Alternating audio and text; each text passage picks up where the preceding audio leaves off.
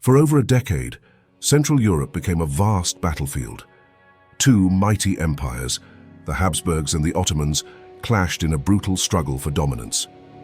This conflict, known as the Long Turkish War, reshaped the political landscape and marked a critical juncture in the history of both powers.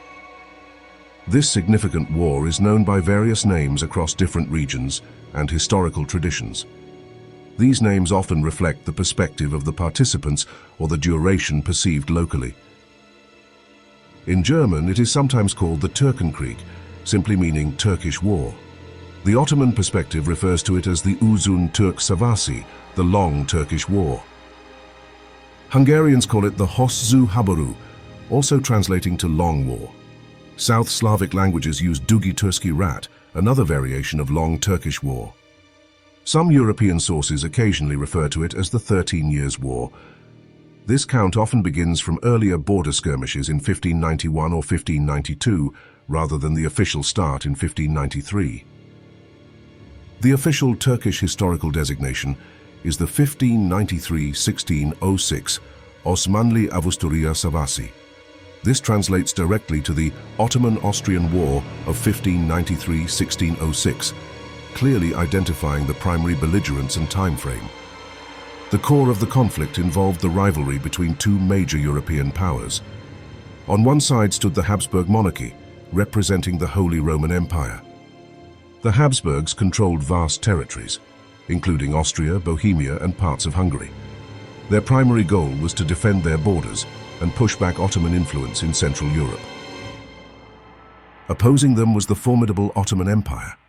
At its height, the Ottoman state controlled Anatolia, the Balkans, North Africa, and parts of the Middle East.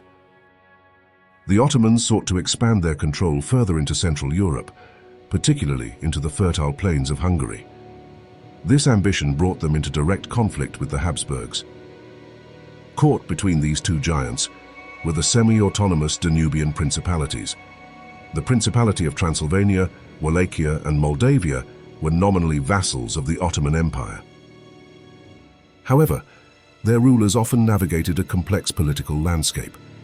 They sometimes allied with the Habsburgs or other Christian powers to preserve their autonomy or shift allegiances based on strategic advantage.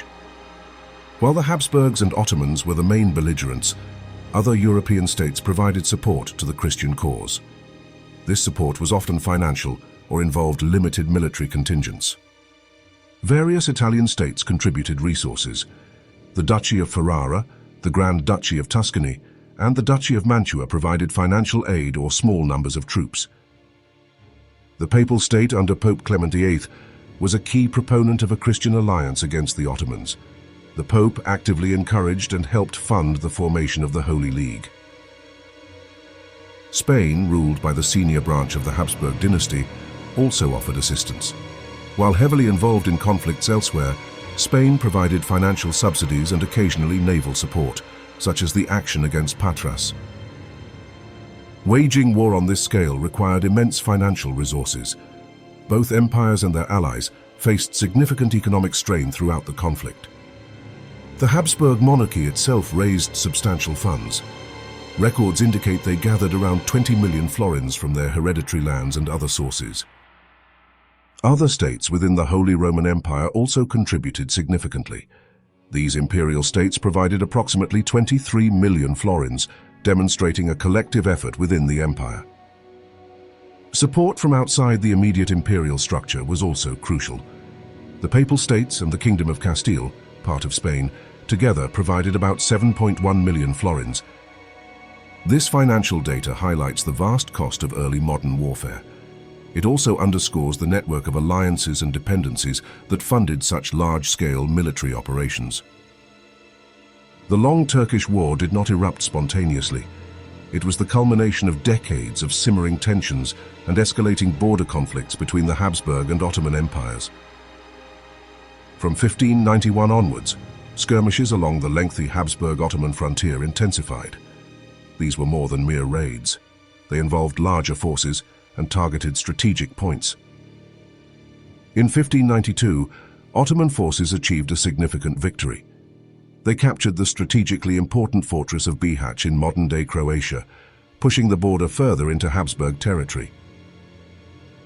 The following year, in 1593, Christian forces responded decisively. They won a major victory at the Battle of Sisak, halting an Ottoman advance. The Battle of Sisak is often considered a pivotal moment. It effectively marked the end of the long-running 100 Years Croatian-Ottoman War and served as a direct catalyst for the larger conflict that followed. The year 1593 saw the formal commencement of the Long Turkish War. The Ottoman army, under Grand Vizier Koka Sinan Pasha, launched a major campaign into Habsburg Hungary. Initial Ottoman objectives included key fortresses controlling access routes. They laid siege to and captured Vesprem and Varpalota, securing important positions north of Lake Balaton. In 1594, the conflict saw internal unrest within Ottoman territories. Serbs in the Banat region, suffering under Ottoman rule, launched a significant revolt. The Ottoman response was brutal and symbolic. To quell the uprising and intimidate the population, the Ottomans publicly incinerated the relics of St. Sava, a revered figure in Serbian Orthodoxy in Belgrade. The year 1595 brought a significant shift with the formation of a major alliance. Pope Clement VIII successfully brokered the creation of the Holy League against the Ottoman Empire. This alliance included the Habsburg monarchy, several Italian states, and crucially the Danubian principalities. Michael the Brave of Wallachia, Stephen Bathory of Transylvania, and Jeremia Movila of Moldavia joined the League. Habsburg forces, bolstered by allies, achieved notable successes in 1595. They recaptured the strategically vital fortresses of Esztergom and Visegrad on the Danube. Meanwhile, the conflict extended beyond the land borders. A Spanish fleet acting in concert with the Holy League conducted a raid and sacked the Ottoman port city of Patras in Greece. Michael the Brave of Wallachia proved a dynamic though unpredictable ally. He launched aggressive campaigns into Ottoman territories south of the Danube, including raids into Bulgaria. The year 1596 saw the Ottoman Empire regain momentum. Sultan Mehmed III personally led the Ottoman army on campaign, a rare occurrence for a sultan at this time. The Ottomans targeted the important fortress of Eger in northern Hungary. After a lengthy siege, Eger fell to the Ottoman forces, securing a key strategic point. The major engagement of 1596 was the Battle of Mezokarestes. This was one of the largest battles of the war, involving tens of thousands of troops on both sides. Initially, the Christian forces seemed to be winning, even breaking into the Ottoman camp. However, the battle turned dramatically when Christian troops stopped to plunder the camp. The Ottomans, rallied by the Sultan and the Grand Vizier, launched a counterattack. This resulted in a decisive Ottoman victory, inflicting heavy casualties on the Christian army. Despite the defeat at Mezokarestes, the Habsburgs did not lose all ground. In 1598, Austrian forces managed to recapture two important fortresses. They successfully retook Győr, Rab, and Komárom on the Danube. These victories helped stabilize the Habsburg defensive line after the setback at Mezokarestes. The conflict continued with a mix of sieges, battles, and devastating raids. The war exacted a heavy toll on the civilian population, particularly in Hungary. In 1599, Ottoman and Crimean Tatar forces conducted deep raids into Upper Hungary, modern-day Slovakia. These raids were notorious for their brutality. They targeted towns and villages, plundering wealth and taking thousands of people captive. These captives were then sold into slavery, a common practice in warfare of the era. The situation in Transylvania remained complex and volatile. Michael the Brave of Wallachia, having briefly united Wallachia, Moldavia, and Transylvania under his rule, faced internal opposition. In 1601, Michael, allied with the Habsburg general Giorgio Basta, defeated the Transylvanian nobility loyal to Sigismund Bathory at the Battle of Guruslau. This temporarily solidified Habsburg influence in Transylvania. Later in 1601, the Holy Roman Empire launched a major offensive. They laid siege to the important Ottoman-held fortress of Nagy-Kanisa in southwestern Hungary. However, the siege proved unsuccessful. Despite significant effort, the imperial forces were eventually forced to abandon the siege of Nagikanica. The internal struggles in Transylvania continued.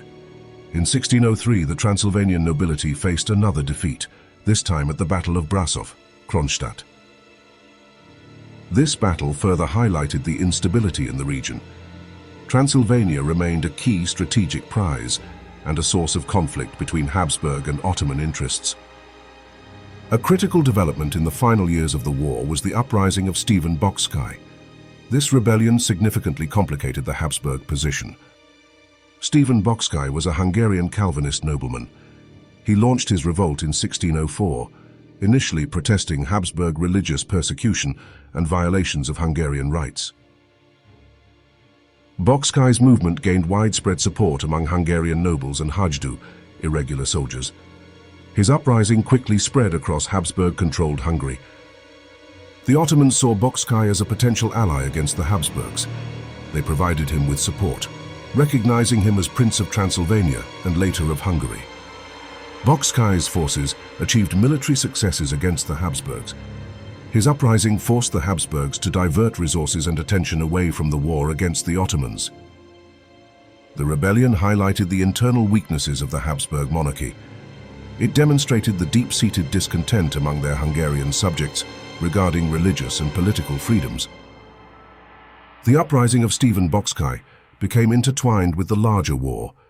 It pressured the Habsburgs to seek a resolution to both conflicts simultaneously. The Long Turkish War finally concluded in 1606. Exhausted by the prolonged conflict and facing internal challenges, both empires sought peace. The treaty that ended the war was signed at Zitvatorok, modern-day Zitava in Slovakia.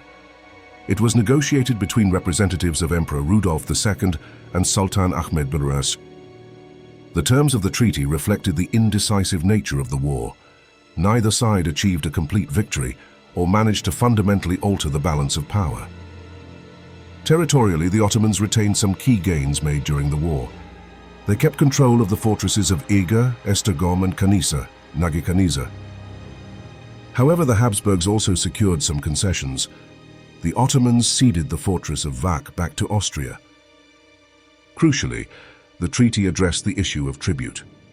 The Habsburgs were no longer required to pay the annual tribute to the Ottoman Sultan, which they had paid since 1547. Instead, a one-time payment was agreed upon. This change in protocol was symbolically significant, elevating the Habsburg Emperor to a more equal footing with the Ottoman Sultan in diplomatic terms. The Peace of Zitvatorok is often viewed as a turning point. It stabilized the Habsburg-Ottoman frontier for several decades, ending the period of major Ottoman expansion into Central Europe. The treaty also formally recognized Stephen Bocskai. He retained his status as Prince of Transylvania, securing a degree of autonomy for the principality.